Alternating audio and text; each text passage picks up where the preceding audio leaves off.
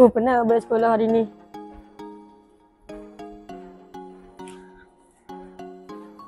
Mana phone aku?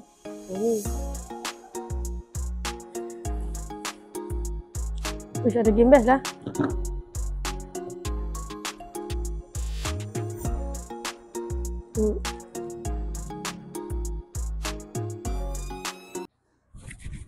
Man, dah azan. Jom solat maghrib. Sekejap lah, abang. Ni nak habiskan game dulu. Jomlah kita solat. Tak pergi pun boleh. Mak tu panjang lagi.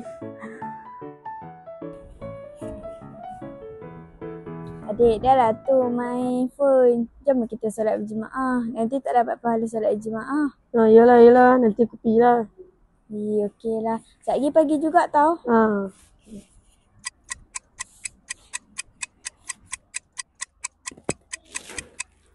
Lepas tengah dah.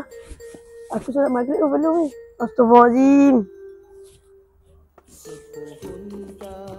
Alhamdulillah, sempat juga tadi aku solat maghrib.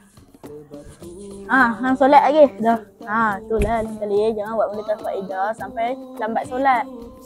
Hang teringat saudara abang pernah habaq.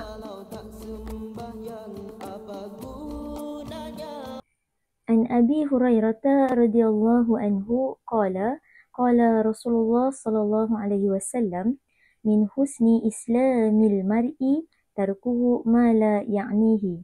Daripada Sayyidina Abu Hurairah radhiyallahu anhu, beliau berkata, Rasulullah sallallahu alaihi wasallam bersabda, antara keindahan Islam seseorang ialah dia meninggalkan sesuatu yang tidak berkaitan dengan dirinya. Dah isyak. Jom kita pergi solat. Abang solat lagi boleh bang? Aku dah habaq. Oh. Jom. Jom.